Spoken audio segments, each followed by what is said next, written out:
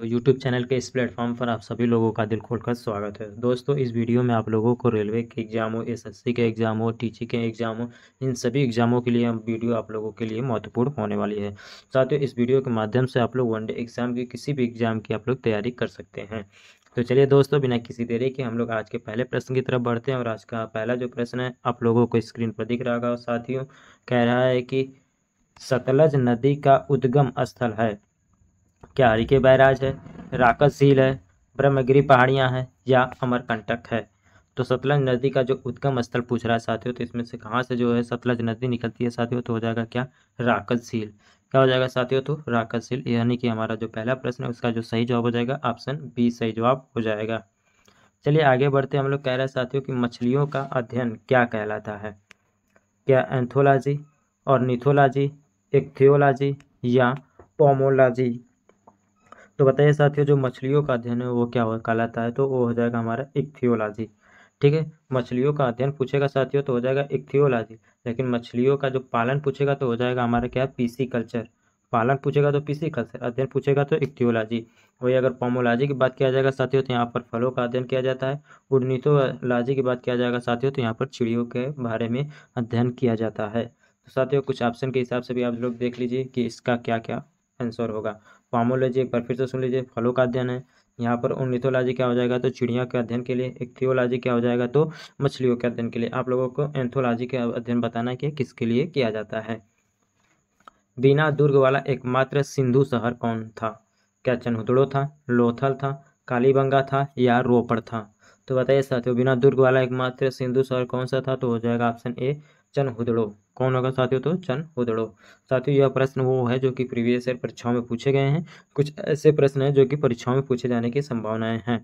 तो साथियों, वीडियो की स्किप मत कीजिएगा, पूरे प्रश्नों को आप लोग जरूर देखिएगा साथियों। और बताइएगा कि आप लोगों ने 40 प्रश्नों में से कितने सही प्रश्न किए। आइए देखते हैं, प्रसिद्ध चित्रदुर्ग किला किस राज्य में स्थित है। क्या केरल में है, कर्नाटक में है, उड़ीसा में है या गुजरात में है। तो जो चित्रदुर्ग किला है साथियों वो किस राज्य में है, तो कर्नाटका में है। यानी कि ऑप्शन बी सही जवाब हो जाएगा। चित्रदुर्ग किला कहाँ पर है, तो कर्नाटक में है। माई मास्टर पुस्तक के लेखक कौन हैं। स्वामी विवेकानंद, स्वामी दयानंद सरस्वती, रविंद्रनाथ टैगोर या एस राधा कृष्णन। तो माई मास्टर जो पुस्तक के लेखक है वो स्वामी विवेकानंद जी ही हैं। 1893 शिकागो शहर में इन्होंने विश्व हिंदी सम्मेलन में प्रतिभाग लिया था। वहाँ पर इन्होंने भाषण दिया था। 1893 स्थान कौन सा था, शिकागो अमेरिका में। पुलवामा में आतंकी हमला किस वर्ष हुआ था। 2018, 2019, 2020 या 21। तो 14 फरवरी को हुआ था साथियों। कब, तो 14 फरवरी 2019 को। यानी कि 6 का क्या हो जाएगा, तब ऑप्शन बी सही जवाब हो जाएगा। आगे देखते हैं, किस वर्ष ईस्ट इंडिया कंपनी ने बंगाल की दीवानी का अधिग्रहण कर लिया था। 1827 में, 1727 में, 1627 में या 1765 में। तो ईस्ट इंडिया कंपनी ने बंगाल का जो दीवानी ग्रहण कब किया था, तो 1765। यानी कि ऑप्शन डी सही जवाब हो जाएगा। सांची की स्तूप की खोज किसने किया था। सर हेनरी टेलर ने, पैट्रिक लॉरेंस ने, चार्ल्स मेनन ने, टी पैंथलर ने। तो जो सांची का स्तूप है साथियों उसकी जो खोज है सर हेनरी टेलर के द्वारा किया गया था। यानी कि प्रश्न नंबर 8 का ऑप्शन ए से जवाब हो जाएगा। बारदोली में किसान आंदोलन किस वर्ष शुरू किया गया था। क्या 1927 में, 1928 में, 1930 में या 1921 में। तो किसान आंदोलन कब किया गया था साथियों बारदोली में, तो 1928 में किया गया था। इसी आंदोलन में सरदार वल्लभ भाई पटेल को लौह पुरुष की संज्ञा दिया गया था। भारतीय संविधान का कौन सा अनुच्छेद धार्मिक मामलों के प्रबंधन की स्वतंत्रता से संबंधित है। क्या अनुच्छेद 21, अनुच्छेद 44, अनुच्छेद 26 या अनुच्छेद 24। तो बताइए ऐसा कौन सा जो कि धार्मिक मामलों के प्रबंधन से संबंधित है, तो हो जाएगा हमारा ऑप्शन सी अनुच्छेद 26। क्या होगा साथियों, अनुच्छेद 26 इसका सही जवाब होगा। प्रधानमंत्री मुद्रा योजना किस वर्ष शुरू किया गया था। साथियों, अगर आप लोग देखेंगे तो राज्य सरकार एवं केंद्र सरकार दोनों की योजनाओं से संबंधित भी प्रश्न पूछता है कि कब यह शुरू किया गया था और इसका उद्देश्य क्या था। यहाँ पर प्रश्न हमारे साथियों कि प्रधानमंत्री मुद्रा योजना कब शुरू किया गया था। क्या 2018 में, 2014 में, 2015 में या 2020 में। तो प्रधानमंत्री मुद्रा योजना साथियों 2015 में यह शुरू किया गया था। कब साथियों, तो 2015 में यह शुरू किया गया था। पेपारा वन्य जीव अभ्यारण्य किस राज्य में स्थित है। केरल में है, आंध्र प्रदेश में है, तेलंगाना में है और कर्नाटका में है। तो पेपरा वन्यजीव अभ्यारण्य कहाँ पर है साथियों? तो ये हो जाएगा हमारा ऑप्शन ए सही जवाब हो जाएगा केरला। क्या होगा साथियों? तो केरल इसका सही जवाब होगा। कार्बी आंगलोंग पहाड़ी, ठीक है, किस राज्य में स्थित है? प्रश्न एक बार फिर से देख लीजिए साथियों, क्या कह रहा है कि कार्बी आंगलोंग पहाड़ी किस राज्य में स्थित है? क्या उड़ीसा में है, असम में है, महाराष्ट्र में है या गुजरात में है? तो कहाँ पर है साथियों? तो ये असम में है, यानी कि ऑप्शन बी सही जवाब हो जाएगा। चलिए आगे बढ़ते हैं। विश्व थायराइड दिवस किस तिथि को मनाया जाता है? क्या 21 मई को, 24 जून को या 25 मई को? तो इसका जो आंसर हो जाएगा साथियों 25 मई इसका आंसर हो जाएगा। विश्व थायराइड दिवस कब मनाया जाता है? तो 25 मई को मनाया जाता है। चलिए यहाँ पर उसका जो है ऑप्शन दिया गया है। चंबल किसकी सहायक नदी है? क्या गंगा की है, यमुना की है, सतलज की है या रावी की है? तो जो चंबल है साथियों, भारत का दूसरा उच्च संवैधानिक पद कौन सा है? प्रधानमंत्री, उपराष्ट्रपति, गृह मंत्री या लोकसभा के अध्यक्ष? तो भारत में जो दूसरा उच्च संवैधानिक पद है साथियों वो हमारा क्या? तो उपराष्ट्रपति। प्रथम रूप से देखा जाए तो कौन है? तो राष्ट्रपति का, दूसरे पर उपराष्ट्रपति का पद है। भारतमाला परियोजना किससे संबंधित है? क्या वह राजमार्ग से यानी कि सड़क से संबंधित है, जल प्रबंधन से यानी कि जल के संचय से संबंधित है, सिंचाई से संबंधित है या शिक्षा से संबंधित है? तो बताइए साथियों कि भारतमाला परियोजना का उद्देश्य क्या है या किससे संबंधित है? तो यह इसका संबंध जो है राजमार्ग से है यानी कि सड़क परिवहन से है। बॉम्बे स्टॉक एक्सचेंज की स्थापना किस वर्ष हुई थी? 1821 में, 1824 में, 1874 में या 1875 में? तो बॉम्बे स्टॉक एक्सचेंज की जो स्थापना है साथियों वो 1875 में किया गया था, यानी कि 18 का ऑप्शन डी सही जवाब हो जाएगा। इस कह रहा है कि तीर्थंकर शब्द किस धर्म से संबंधित है? बौद्ध धर्म से, जैन धर्म से, यहूदी धर्म से? डी कह रहा है कि इनमें से कोई नहीं।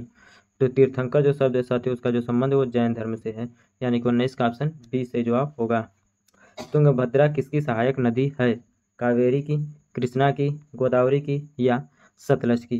तो तुंगभद्रा किसकी है? तो कृष्णा नदी की जो है वो सहायक नदी है। आगे बढ़ते हैं। हम्पी को यूनेस्को द्वारा किस वर्ष विश्व धरोहर स्थल घोषित किया गया? क्या 1986 में, 1999, 1886 में या 1899 में? तो हम्पी को जो है यूनेस्को के द्वारा विश्व धरोहर की सूची में 1986 में शामिल किया गया था। और हमारा यहाँ से प्रश्न है साथियों, जो हम्पी है वो कितने रुपए के नोट पर इसका चित्र बना हुआ है?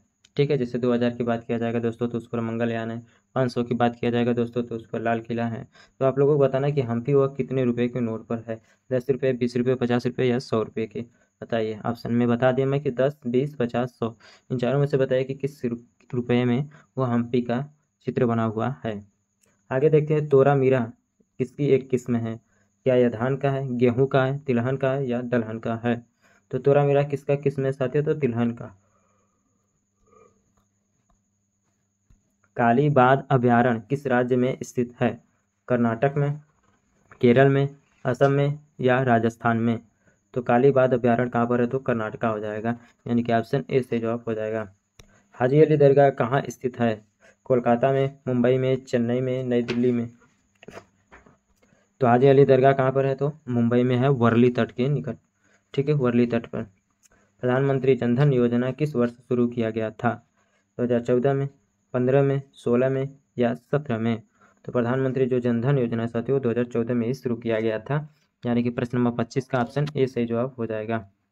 वज्र का भूमि के रूप में किसे जाना जाता है? श्रीलंका, भूटान, नेपाल या म्यांमार? तो जो वज्र की भूमि है साथियों उसका जो सही जवाब हो जाएगा भूटान हो जाएगा। क्या होगा साथियों? तो भूटान हो जाएगा, वज्र की भूमि इसका उपनाम है। हिमाचल प्रदेश राज्य किस वर्ष अस्तित्व में आया? 1975, 1971, 1977 या 1961? तो हिमाचल प्रदेश जो है उसका जो अस्तित्व 1971 में आया था, यानी कि प्रश्न नंबर 27 का ऑप्शन बी सही जवाब हो जाएगा। चलिए आगे बढ़ते हैं। हड़प्पाई स्थल मांदा किस नदी के तट पर स्थित है? चिनाब, रावी, सिंधु या भोगवा? तो जो मांदा है साथियों वो चिनाब नदी के किनारे पर स्थित है।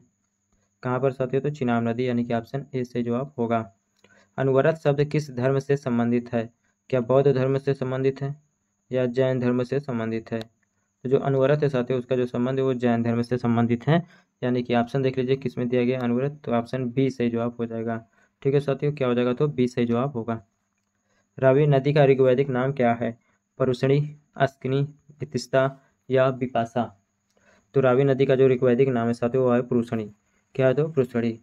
और वही वितस्तता की बात किया जाएगा दोस्तों तो यह झेलम नदी का है। अस्किनी किसका ऋग्वैदिक नाम है साथियों? तो गाय का नाम है। भारत की राष्ट्रीय अभिलेखागार की जो स्थापना है वो किस वर्ष हुई थी? क्या 1870 में, 1877 में, 1901 में या 1891 में? तो भारतीय राष्ट्रीय अभिलेखागार की स्थापना कब हुआ था? तो 1891 में किया गया था। चंदन किस राज्य का राजकीय वृक्ष है? आप लोगों को साथियों राजकीय वृक्ष, राजकीय पशु, राजकीय पक्षी इन सब अपने अपने राज्यों का भी याद कर लेना है। ये इसीलिए यह पूछ रहा है चंदन किस राज्य का राजकीय वृक्ष है। तो किसका है साथियों? क्या केरल का है, कर्नाटका का है, तेलंगाना का है या उड़ीसा का है? तो किसका है? तो कर्नाटका का है, यानी कि ऑप्शन बी सही जवाब हो जाएगा। भारतीय खिलाड़ी भवानी देवी का संबंध किससे है?